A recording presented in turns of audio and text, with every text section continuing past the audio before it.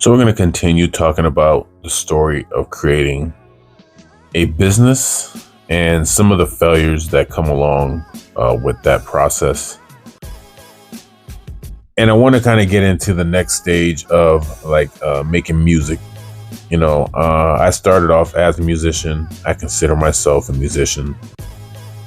And being in music, I think sometimes you get caught up in the creation of music and maybe you don't really understand some of the music business. I think those are two different things that as an artist, you don't really kind of get.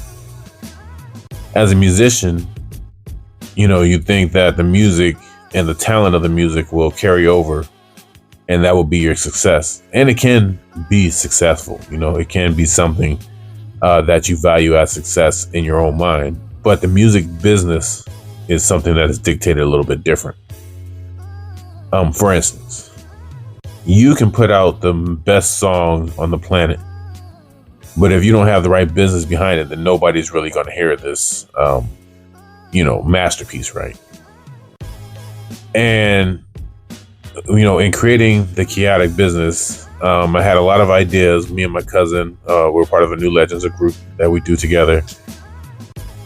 And I figured that the music, and once people heard the music, that would actually suffice as far as bringing in money and bringing in the notoriety and the fame, I guess, that you would know to, carry the music and get sales.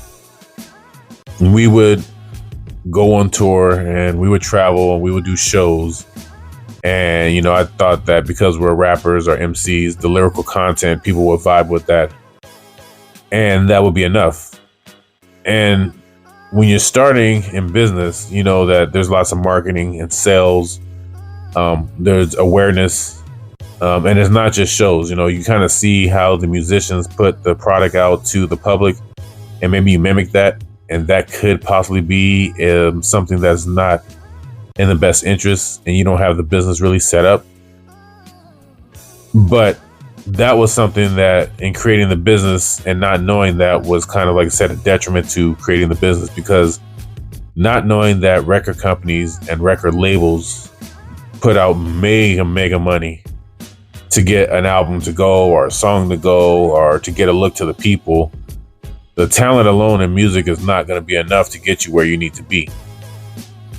Not only that, but like I said before in previous videos, I am spreading my resources across a variety of different products and services that our company provides, and not just focusing in on the music is maybe harming the project. We're not giving the full attention, so it's not getting the full notoriety. And we're actually making music in a time when the music industry is actually dying.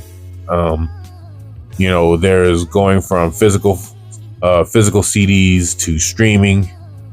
The streaming has to be worked out with the major streaming companies. They have deals with record labels already.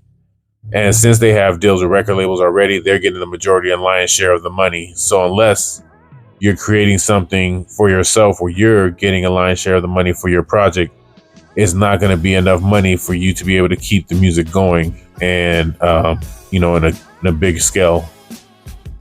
And I think that was a learning experience, now putting together this website and making sure that all the products that we can kind of have more control over benefits a little bit more.